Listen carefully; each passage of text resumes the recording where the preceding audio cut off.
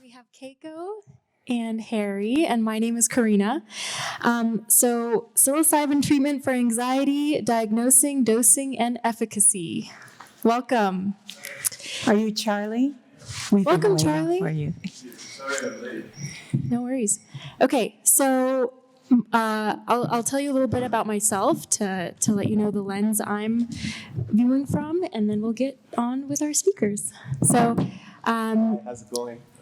I run a firm called Hyphy Studio. It's a formulation development firm for functional foods in the CPG space. So mushroom lattes and snacks and beverages of all kinds in retail. So if I am a biochemist, food scientist, and commercialization expert. So obviously, we know that psilocybin is coming up next, so we're on the leading edge of this conversation, and these are some great experts on the topic. So we'll start with Keiko. Well, good afternoon, everyone. Welcome to the CBD Expo Psychedelic Science Conference. It's a true honor to be here. My background is Ayurvedic Chinese holistic medicine, and I have a specialty in Bach flower and homeopathics, which is the science of flower medicine. But I started researching and learning about psychedelics probably long before some of you were born, back in the 70s. And one thing that really inspired me is that the first time that Richard Alfred Ramdas was able to teach back at a major university, and he was kicked out of Harvard along with Timothy Leary for their research of LSD and psychedelics. I actually took his class at UCI, and that was in 1978 or 79.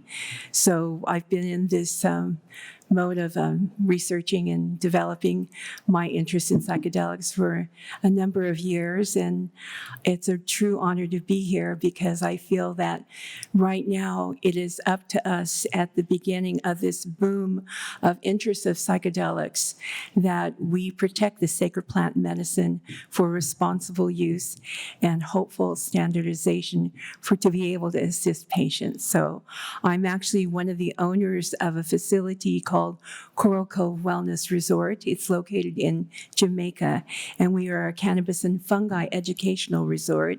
And my passion on this is the patient's journey. And we have been extremely fortunate to be able to host patients there who have made amazing transformations. But I think the next responsible step that we need to look to psychedelics for is the future of daily microdosing, and knowing that responsible, after you have a session of a psychedelic, what happens when you get home. So again, I thank you so much for being here, and I hope that all of us on the panel will be able to assist you with any questions regarding the depression and anxiety that some people have that I really feel psychedelics will assist you with. Thank you. Hi.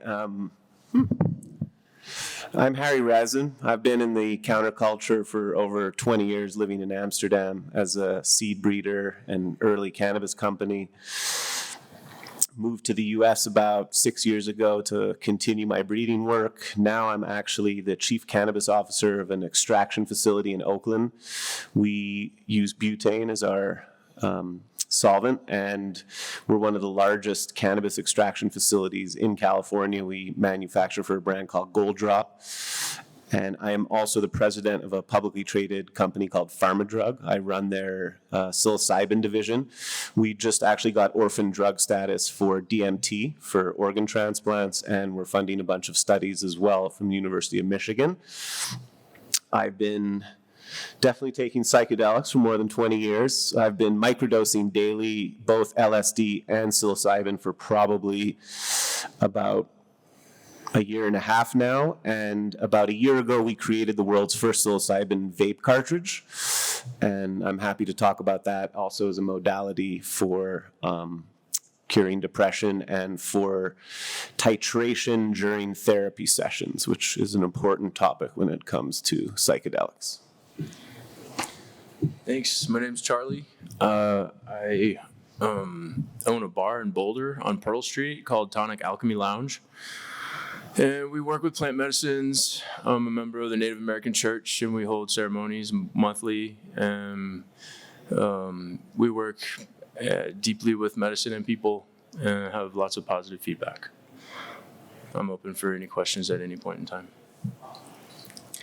So my experience is primarily working with non-synthetic variants of any plant to make sure that the full body, the full integrity of whatever herb I use can be translated in our biomechanics and be utilized fully. So I'd like to hear the perspective of maybe a holistic use of psilocybin versus a more synthetic directed approach. So maybe Keiko, you can start. Well, regarding psychedelics, fungi medicine, I feel that is compared to synthetics. I think that natural medicine works with the endocannabinoid system much better than a synthetic. And when we look at synthetic pharmaceuticals, they certainly mask the cause, but I look at things holistically. I want to be able to not mask the cause. I want to look at working with what the symptom is that makes that cause, so we can work to alleviate it. And I feel that natural plant and fungi have much more of a possibility to do that than masking it. It could really move the body forward in that connection of, being able to alleviate those issues. And I mean, not to say that I know that we're certain synthetics, it is making a good pathway for certain patients, but overall I really want to be able to feel that the natural plant-based modalities are much more effective. I would have to agree. The psilocybin that we work with is direct from the mushroom itself. I have also been involved with Chinese herbs for the last 15 years through someone named Ron Teagarden, who was the first sort of Chinese herbalist to bring it into America in the 70s, specifically in LA. I think Jin Shindo, right? Yeah. I studied Jin Shindo in the 70s. And I cannot speak highly enough of properly sourced methodologies behind Chinese herbology and the three main principles of what that means: Shen, Jing. And Qi. And Qi. Jing, Qi, and Shen. Yeah. And I think, what I've actually found, and this is maybe a little bit off topic, but still hopefully we'll circle back. Mushrooms to me represent the mother. They are the earth. They are the grounding force. The mycelium network of all mushrooms connects to the energy and the power of the planet in a way that most of us on this panel can acknowledge, but is rare to see or feel. Whereas a lot of the molecules that are, I don't want to say synthetic because it's more of an extraction process like DMT or like dilysergic acid or LSD, which comes from ergot, those to me represent the father and the sky. And I'm not using gender. It's not about male or female energy in this case. It's more about the grounding, the healing, the earth versus the sky, the wind, the air. And really those two avenues give you the ability to choose or to find a path that you might need. And to bring it back to depression and to different illnesses, the key to these items is that they represent a mirror to your ego, to your consciousness. And a lot of people that suffer baggage or suffer depression carry that with them and don't want to acknowledge it and are afraid, are full of fear basically to confront themselves. And I feel that by connecting yourself to a natural product in this way, and especially connecting yourself to Great Mother or to Father Sky, you gain access to a deeper understanding of yourself by connecting to that higher power, that higher self that normally we're cut off from because we've religiousized what that means, and we've created taboo, and we've created fear and all of these other external emotions that prevent us from accessing that. So I think that the natural world and the natural products can really do that in a very profound way. Yeah, I totally agree. Yeah, I was diagnosed with adult onset intractable epilepsy in August of 2015, and from Houston originally. The medical center there is enormous, and all the doctors there are really sure of what they're doing. And so we went through many different pills, having seizures, grand mal seizures weekly, multiple, and after having children, got my license taken away after, 2 horrible car accidents. So we packed up and moved to the closest medical legal state for cannabis. So synthetic pills not working for me. Now I'm seizure free as of May of 2019, just using cannabis, like going heavy on it, and microdosing psilocybin daily. That's very important for the deconstructing the scar tissue on the fascia in the brain, and it really kind of decodes and deconstructs and starts to repair and restore. Psilocybin, more so than being that it's natural, I find that to be a bit more helpful. For me, it's different individually. It's different for each person. LSD, psilocybin, microdosing, they're both very effective. It just, it's going to take the facilitator some time to get to know you, to see which one would resonate with you best. But yeah, I resonate with natural plant medicine way so more than anything processed. All the time, for forever. Thank you. So I wonder each of your perspectives on a newbie's journey so if you were to give a prescription for microdosing, so Paul Stamets famously said, I think 4 days on, 3 days off.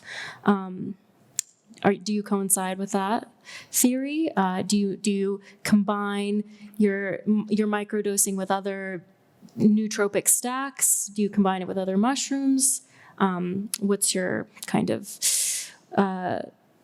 what's your personal prescription? I know that Paul Stamets is now involved with a company called Flow State Micro, and that he has said that he does about 2 deep dives a year, and that's all he does, but then he does do the microdosing.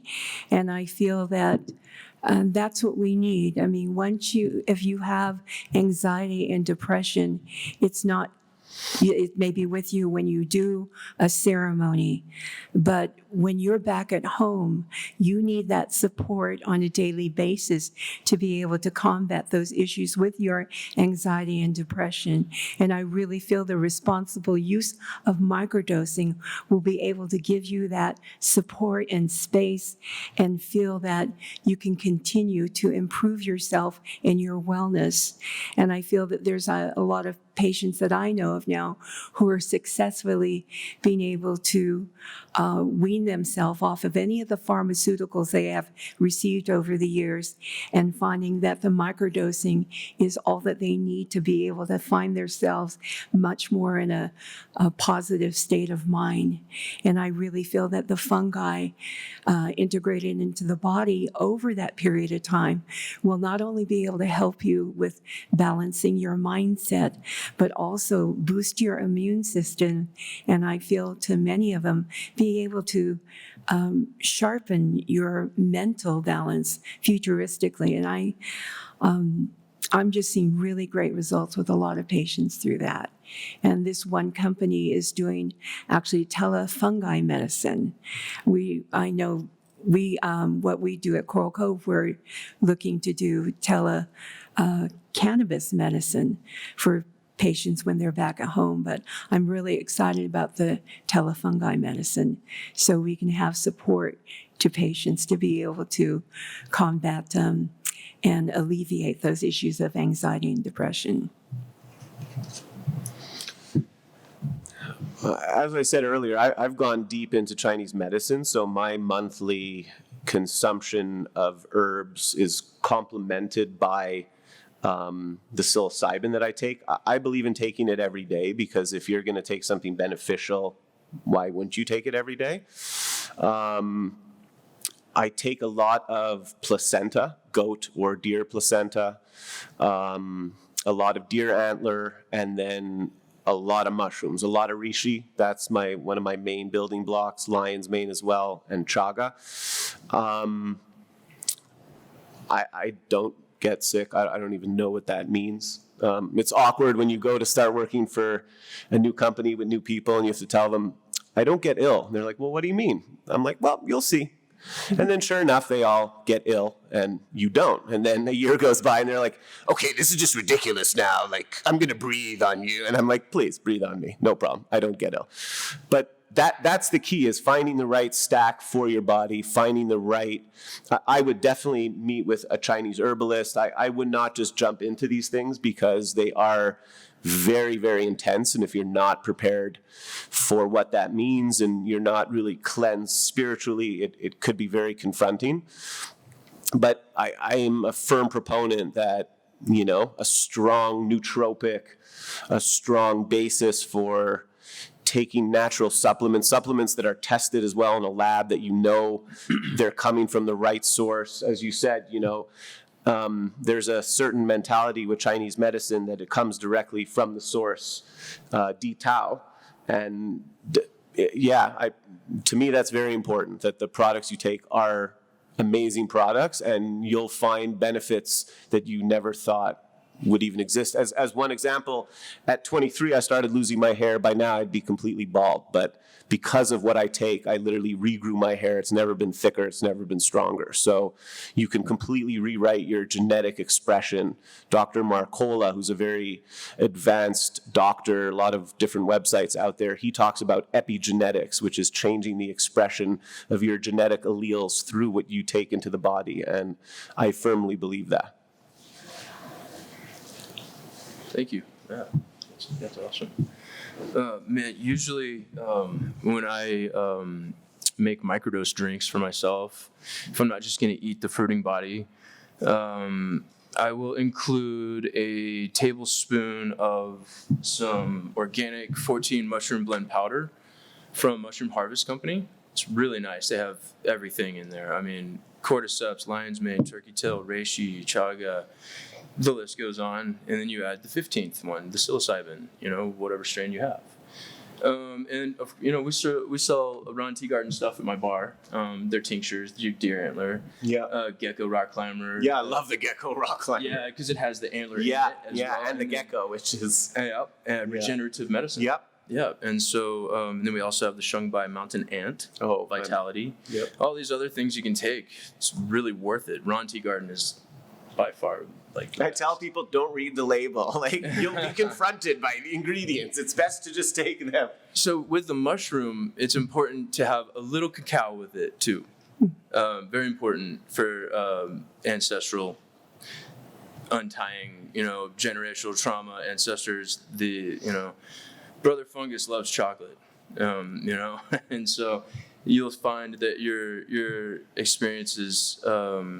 It could be more insightful, more pleasant, more fulfilling, with a little bite of cacao along with the mushroom. So we put a little scoop of cacao powder in the drink that I make and froth up some coconut milk, put a little palm sugar on top, some cacao nibs. It's really nice. Sometimes we put in some cardamom and some extra cinnamon. Cinnamon's really good for the brain, along with lion's mane. Lion's mane mushroom is incredible for electrical communication in the brain.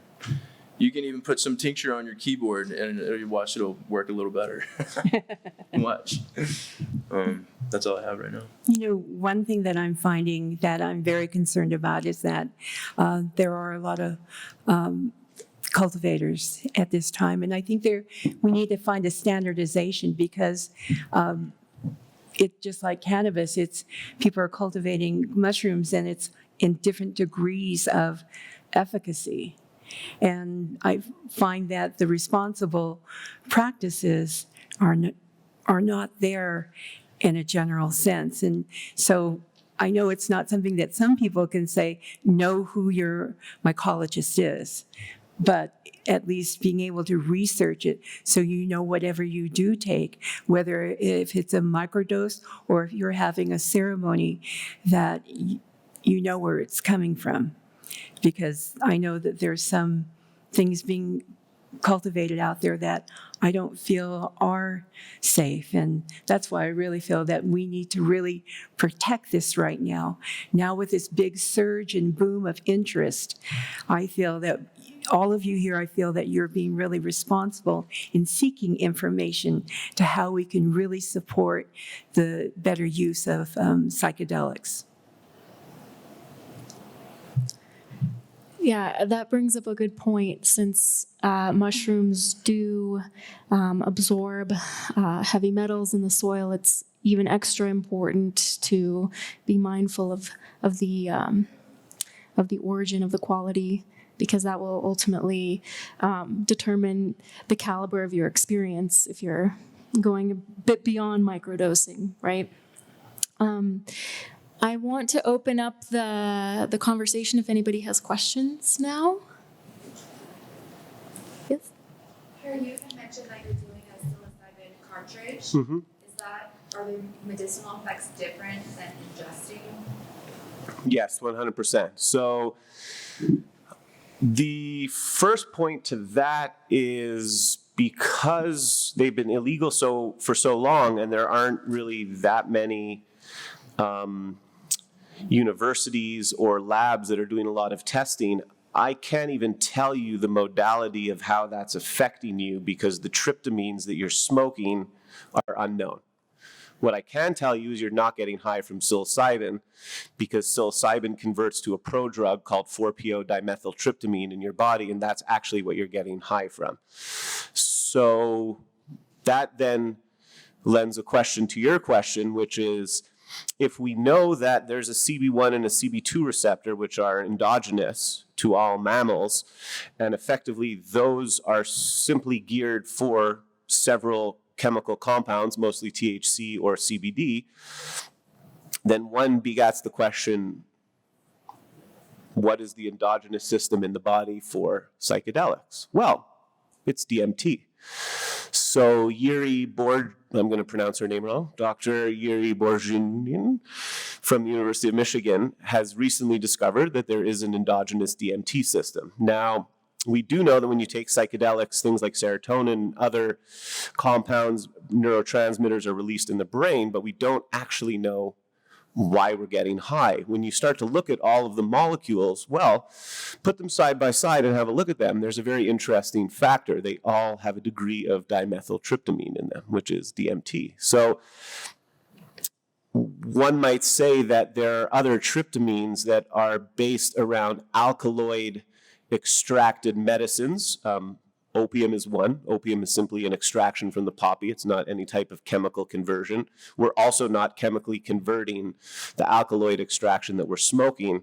So, we're working on it. We're working with some labs now to see what indeed you're smoking and getting high from. But the effect, I would say, if you smoke cannabis and then you dab, it's probably about 25 to 30% stronger than a dab. It's not quite a DMT hit, but it's somewhere in between a dab and a DMT hit. So you're definitely feeling the effects. For people that aren't heavy consumers of the product, you definitely feel it more. And what makes it unique is it's titratable. So as to the point, right now you're seeing mushrooms that are testing at the highest around 3.2, 3.4% psilocybin and anywhere down from that. So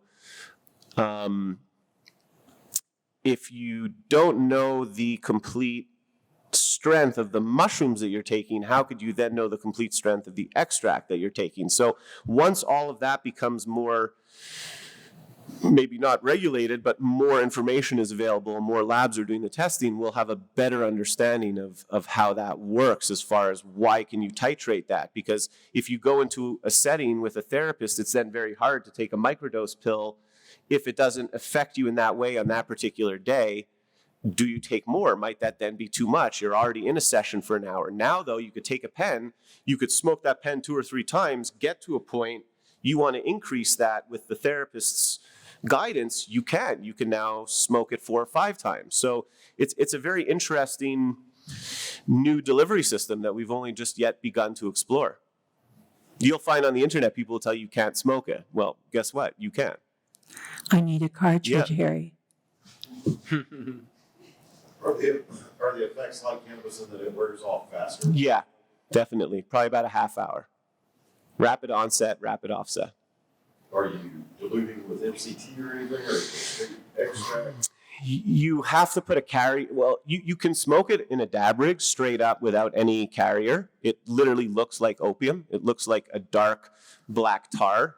You can further refine it. So there's recipes that are available to convert it into 4-PO dimethyltryptamine, which becomes a hydrochloride, which you can't smoke, but the step before that turns it into a base, which we discovered you can smoke. So it looks like shards. Essentially, if you've seen, someone equated it to CBD crystalline. It's a very long shard-like crystalline, and 100% you could put that in a dab rig, you could smoke it. Now, that's another question, is when you heat psilocybin above, I believe, 260 degrees Fahrenheit, it breaks down. So clearly at 480 degrees Fahrenheit, which is what the Puffco's running at, or 500, you're smoking something else. Now, it's in that crystalline because we smoked it and we got high. I don't know what that is. We have in the vape pen mixed it with HTE just to sort of see what the synergy is with cannabis, and it's unbelievable with HTE, really magical. But we have used like PEG 400, just, you know, some more safer. Oh, sorry, HTE is high terpene extract. It's basically all of the minor cannabinoids concentrated into a sort of high terpene extract. We're able to separate THCA and HTE into 2 separate components. So you're basically getting the entourage effect of the minor cannabinoids combined with the psilocybin or whatever compound that is yet unnamed. So is this available to buy right now, or are you just developing this product? Developing it is not, it's not legal, unfortunately. Did you have a question? I did, and actually kind of going off what she said, it may be, whether it's legal or illegal, I guess, doesn't mean that it can be accessible to any market, correct? How far would you say you are from probably making it available to? That's a question I'm not going to answer at this point. I don't know, honestly. You know, through some of these publicly traded companies in Canada, we're working on it right now.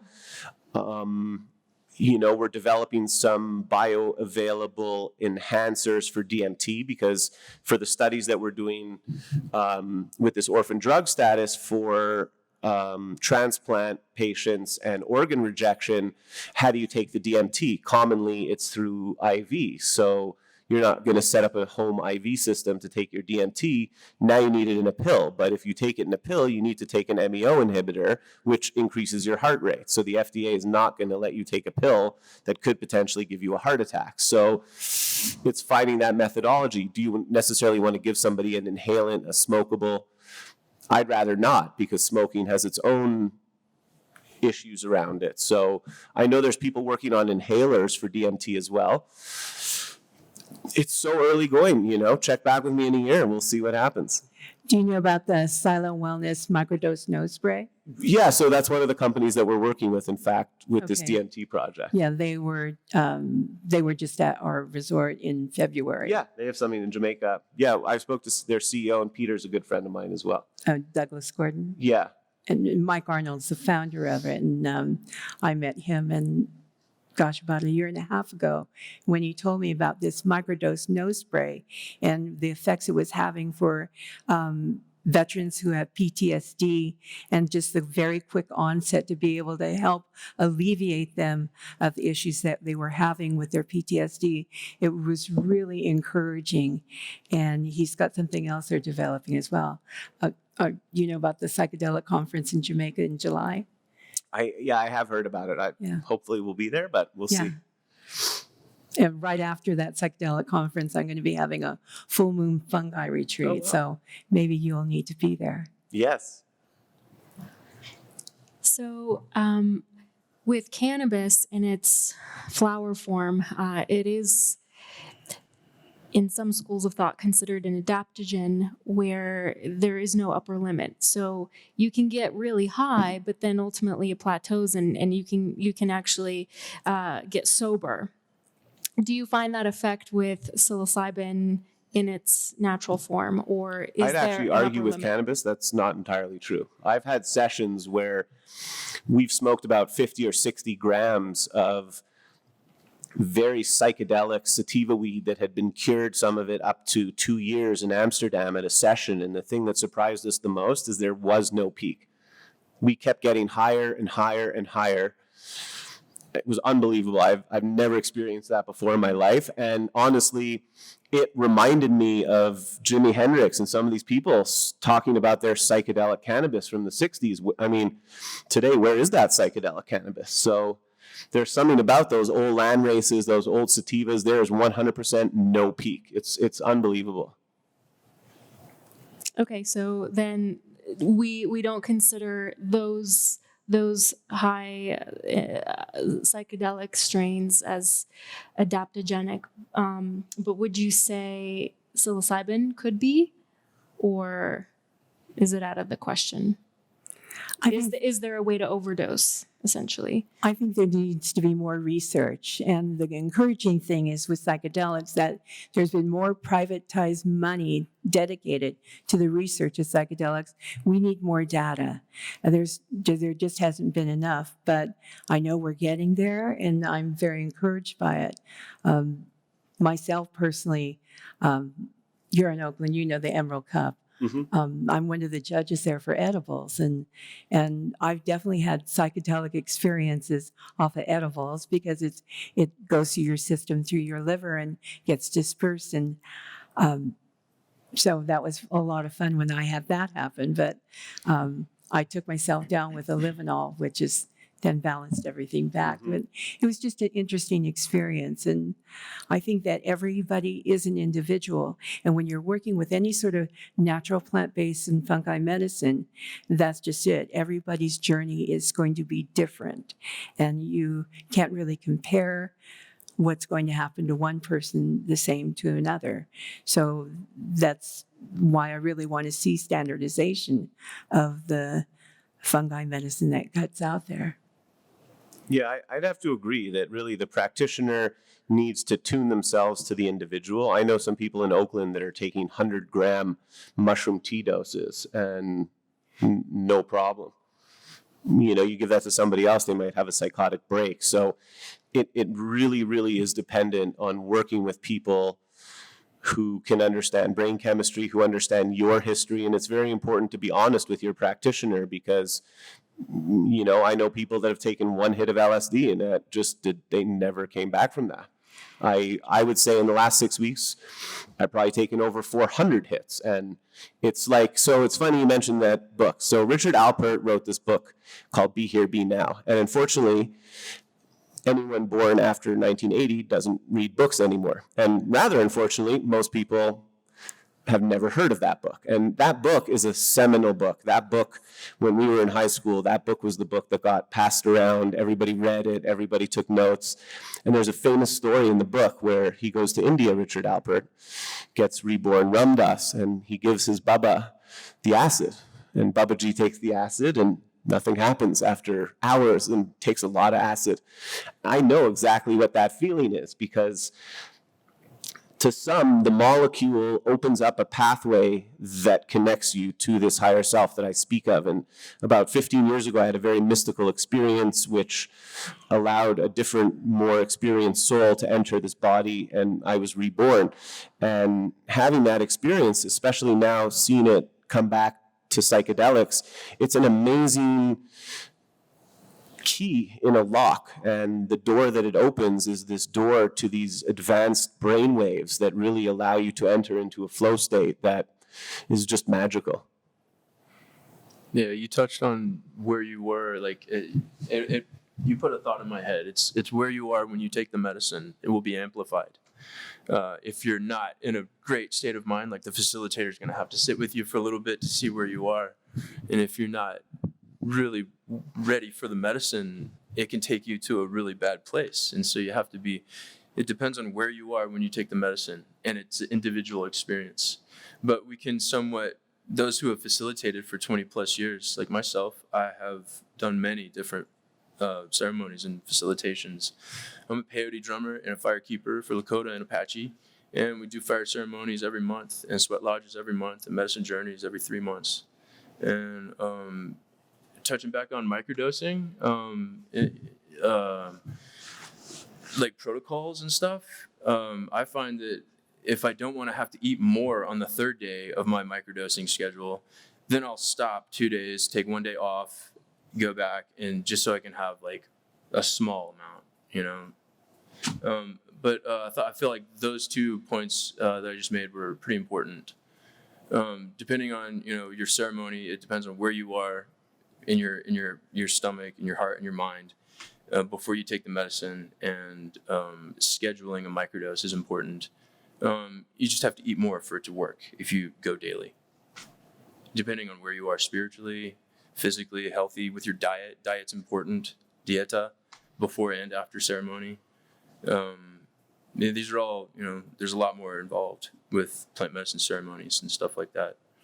But the whole testing side of everything, the new world that's coming about with plant medicine and everything is interesting. It's fun to watch. Can't wait to see where it goes, you know? So, I guess a question for the three of you, you as someone who has a wellness center, you as someone who is developing new products or ways to be consume this medicine, and you as a patient, what benchmark or parameter would you use to call something a success, to say that it's a successful dosage, or that this product or this particular thing is healing someone? Again. I guess because I have a wellness center, I can see it firsthand. We do ceremony with a gentleman who is an indigenous Rastafarian shaman who's been doing psychedelic ceremonies for a couple of decades. And then we did do with Silo Wellness, the shaman was there, as well as Dr. Matthew Hicks, who's out of Oregon, and the psychotherapist Tal Sharia. So we had the balance of medical, Western medical side, as well as an indigenous ceremony side. So that was very interesting to me to see the patients who were there, and many of them were newbies, never had experienced any psychedelic sessions before. And, you know, seeing the transformation, everybody's transformation was different. And what I'm also seeing now is now that they've been at home and how they've integrated that transformation while they're at home. And that's why I really support microdosing, because then it can only extend the positive effects of the ceremony that they went through. You know, and then the shadow work and the integration, like you touched on when we first started, that's turning out to be a field for people to focus on rather than ceremony and intensive phase. Going into shadow work integration alone is a lifetime journey. After one ceremony, some people just have one in their lifetime and work on that for the rest of their life. And they didn't take much medicine. You know, it's so different for everyone. And for me, it's more just seeing it in my circle, you know, giving it to friends, giving it to people that I know that are on antidepressants and various different things, and coaching them through the process, and seeing over time that they're getting off of these synthetic drugs and turning only to plant-based medicine. So, I mean, for 20 years, I've seen it first with cannabis, where people would grow my seed and show up the next year without their wheelchair and be like, because of you and these seeds, I can now walk without pain. And I mean, it's a remarkable thing to bear witness to. I guess we're pretty early on in the research, right? So we can't exactly have like hard facts or the chemical reactions that we're having within our bodies in order to say like, okay, this you have a higher rate of this going on in your body now, so then that's why this is causing this effect. So it seems like all your guys' answers are associated with you see it, the proof is kind of what's in front of you. Well, with cannabis, you can actually visualize with inflammation markers. But with psilocybin, I would agree with Harry in that the proof is sort of in the pudding, where with addiction specifically, I mean, it's sort of a pass-fail. Like if you have been addicted to alcohol for 20 years and you start this microdosing treatment, I don't know. I'll take your word for it. It should be more, hopefully, but yeah. I think they're finding a lot of success and small groups with addiction, with using psychedelics for that. At least it's able to give them a little quick boost of their mindset and then hopefully support futuristically. But opioid addiction especially, because it's still considered a pandemic at this time with the addiction of opioids. Yeah, the African root iboga is specifically used for any type of attachment, physical, emotional, chemical dependency, anything, attachment, just attachment. Iboga is an African root from Gabon, and it's made its way into Boulder. It's interesting. I have a good friend who just went through a ceremony last weekend, and he's swimming through integration deeply. But yeah, it popped in my mind when I heard addiction. Yeah, iboga. Yeah. Is that one and look, specifically for heroin too? It works for everything. Oh. Yeah, but heroin, a lot of people who are addicted to that plant find relief with iboga, as well as other people who just with depression. I went to treatment a few years ago. There were 7 people in the program. I think 6 of the people that were in the program were used to either painkillers or to heroin. Mm-hmm. And they really suffer. Mm-hmm. I was on something else. But nonetheless, you could tell they were really suffering, and it did help them. It was a huge success rate.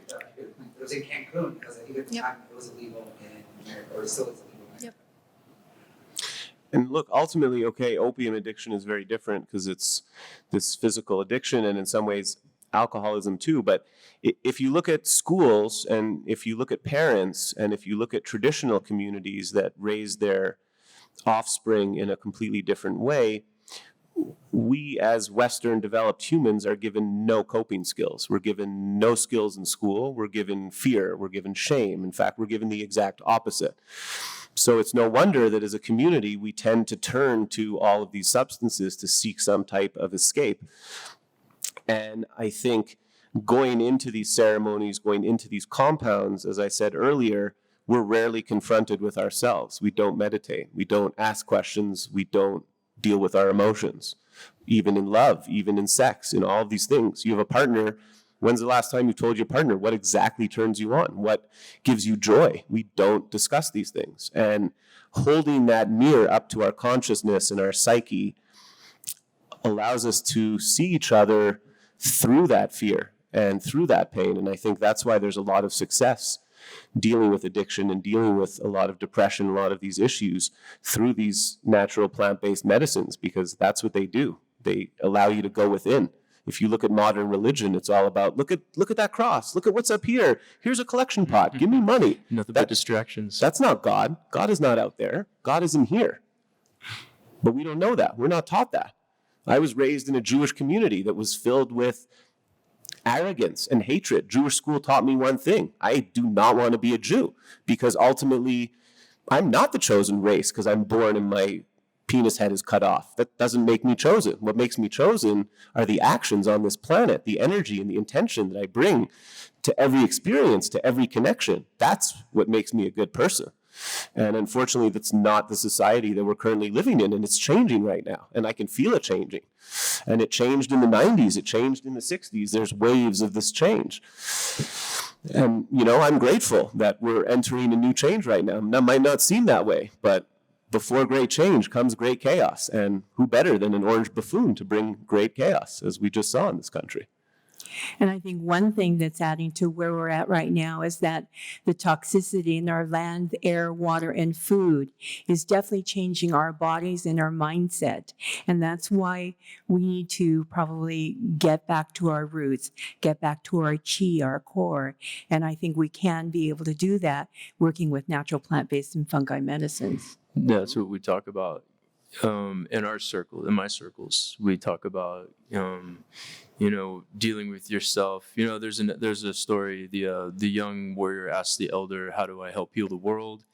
And the elder tells him to start healing yourself first. If you heal yourself first, then you can be there for other people, like fully. And these catalysts for consciousness shift are what really help get people there without the distractions of mainstream American disaster and their pills, I wonder what your take is on how much we use psilocybin and other medicines as a crutch, and can we evolve past that when we are maybe healed and have learned to quiet and meditate and can go without? Well, I don't see it as a crutch at all, Yeah, honestly, I do at all. And give me more. A tool in the toolbox. Yeah, like ultimately how you get to the place that you get to, it's less about the journey and more about where you end up. And for me, I can achieve that through meditation. I could achieve that through my Merkaba activation. I could achieve that through many ways, but it doesn't mean I don't like to also, be with my tribe and take those things together and feel that energy and feel that power. I mean, it's remarkable. Yeah. I think as you develop who you are and using natural plant-based medicines, you'll know if you need more, or you will know if you need to not use any. That's just it. It's individual. So no matter what anyone else is doing, you need to listen to yourself. Your mind, your body, and spirit will guide you, I feel. And if you don't have that guide as of yet, find a facilitator to help you. I mean, I think what you're doing there, you're once a month. You may have some people who come every month, and you may have some people who come occasionally. That's right. And because they're listening to themselves. That's right. So in this regard, the medicine is more of an upkeep to maintain that higher frequency and to be speaking more to our intuition, would you say? Yeah, many tools in the toolbox, and that's many of them, right? It's funny. I saw the conversation going this way. It always comes back to praying for the health of Mother Earth, clean water, clean soil. That activates your own personal prayers, and it's all about praying for Mother Earth, singing songs in prayer form. Any questions from the... And right action starts with your gut. You'll feel anything. Anytime you do anything wrong, it starts with your gut. Then it goes to your heart and your mind. I got into collecting or harvesting wild mushroom edibles, and then there's always a book about the psychedelics. And then I found an unlimited supply of the Cubensis mushroom out of Florida. Nice. What is a marker for microdosing? Like, what would you consider, like, physiologically? Is there a break point? I haven't tripped. Not only, just taking a cat or a stem or, but I've never gotten to a point where I felt like this was for sure what caused that. What are the markers? And is it just all of a sudden you trip? Or is it incremental all the way up? Well, for me in my bar and what we do, we anything less than a gram, anything less than half a gram, we'll consider a microdose, depending on the person's body weight. And I just spaced for a second. I forgot. You're referring to a gram of the cap, or a gram of... Yeah, I like to mix a little both cap and stem. I mean, it's a different experience if you just have cap without stem, vice versa, slightly. But I'm anxious to hear what Harry has to say on this topic. As a man of science, strangely, to me, it's all about weight. Like you said, people are like, well, should I take a stem? Should I take a cap? And I'm like, no. Weigh it all. And ultimately, potency is not governed by the stem or the cap. I do believe that because the stem is actually interacting with the mycelium network, we do not know what other compounds are in there. So typically what I do is I'll take, say, an eighth of mushrooms, I'll grind it up, I'll put in my vitamin B niacin, I'll put in my lion's mane, and I'll work out an equation that it's roughly anywhere from a 0.2 to a 0.5 of mushroom to those other compounds per pill that I make.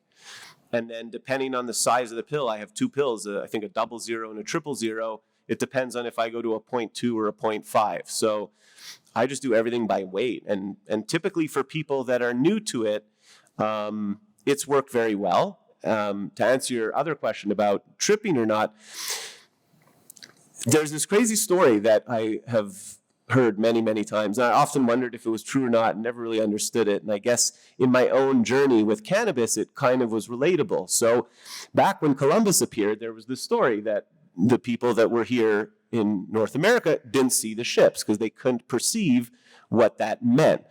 So it's the same thing in a way with getting high. It took me 15, 20 times of smoking weed. I thought I was immune to it because I was like, wow, I'm not getting high. But I had no conception of what high was. And this was, as a teen where, I kind of knew what alcohol was. I kind of knew what being drunk was, but getting high was so subtle, I didn't really know. And honestly, I've seen that too with mushrooms. My partner, she'll take it. She'll be like, no, I'm not high. And I'll be like, yes, you're definitely high. I can for sure see it. So it's just about personal growth with the plant. Ask yourself what that means and go slow. Take a 0.5, then take another 0.5. You can always take less, but if you take more, get ready because you're taking that journey wherever you're going. And don't be afraid because, as you said, set and setting are very important. The energy and intention that you bring to the plants, to the activities, to the things that you consume in your body affect the way your body takes them in. Our body is mostly water. If you look at this Japanese scientist, Imamoto, who wrote words and changed the molecular crystalline structure of water just based on words, that's our body. Our body is all water. So imagine the intention that we set putting that into this vessel. So it's the same with the plant medicine, try it and don't be afraid. But I wouldn't start with taking, 3.5 grams and going wild. This friend of mine who's a very famous rapper told me a crazy story where they didn't know what they were doing. And the night that they had, he took an eighth of mushrooms and it was like, wow, everything that could go wrong went wrong. He's like, yeah, that's why I don't do mushrooms anymore. So there you go. We see that we're in the cannabis industry, and one of the things that we hate as dispensary owners, bud tenders, and those things, is the one-word definition, because the environment is so different depending on, if you're sitting out by the creek or if you're at a rave, that's something that's going to have a different. Yeah, it's all about sacred container. Yeah. And even the edible science is whacked because there's no such thing as a sativa edible, there's no such thing as a hybrid edible, and there's no such thing as an indica edible. In fact, you're not eating delta-9. It's turning to 11-hydroxy-THC, which is a completely different compound, and it's getting put through your liver into your CB2 receptor. So go figure. Yet if you go to a dispensary here, the bud tenders will be like, hey, would you like an indica or a sativa edible? And I'm so knowledgeable because I'm a bud tender. And you're like, Right. Because guess what? There's something called science, and it works. It's a terpene profile. Right. And even the terpenes, I mean, the terpenes are getting digested by the stomach. It's different when you're inhaling a natural aroma and having aromatherapy and inhaling it, which is affecting the delta-9. But when you're eating it, it's going into your stomach, which is an acid. So, I mean, if you've ever played with science and done an AB extraction and played with acid, guess what? That stuff burns. If you're not wearing the right gloves, those gloves burn and it hurts. We're seeing too, new products coming out. They've got terpene enhanced drinks that double your high. Yeah. Yeah. I own a full spectrum cannabinoid company called Right Mind. I have a tent out here. I'm late, so it's not set up yet, but we enhance our full spectrum tinctures with strain specific full compositional cannabis. Right on. Beautiful product. Question regarding Resin. If you're going to be doing it by weight, there's so many varying potencies in all the different mushrooms that you're going to be taking. It's kind of hard to do it by weight in that respect. As we get more into studying the different, to extracting and studying the different compounds that are in the plant, is there any insight as to dosages when it comes to actual milligrams of any of the active compounds, as opposed to just weight of dry mushrooms?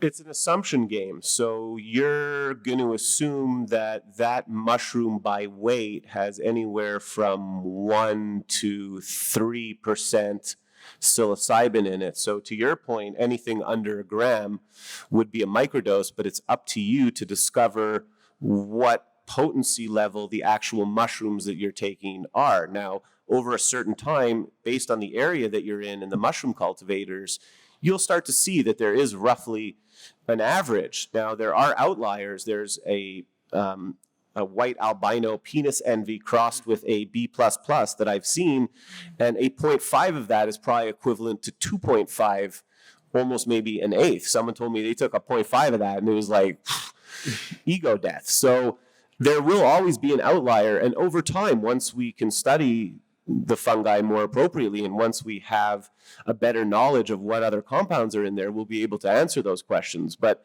what I tell people is, by making all of these drugs illegal, all it did was push things into a black market where things were untested, unregulated. Even myself, do you have any idea how much Paclo or myclobutanol, like how many chemicals I've smoked over the last 20 years? A ton. Because I didn't know better, and we did not know what was in those plants. And now I wouldn't touch any of that stuff. So it's just an evolution. And to add to that, the intentions, your surroundings, where you're at, what you've eaten and drank before, I mean, those will all have an effect in, your intention of what you're taking. And I've seen people that took 4 grams, and it affected each of them differently because, it's your health history involved in that as well, how well hydrated your body is. And those are all going to be an effect on how much you take and depending on where you're at. So again, your intention, your mental intention in being able to create a great sound space for a good interaction for you and your body and integrating fungi. So I think we're at the end now.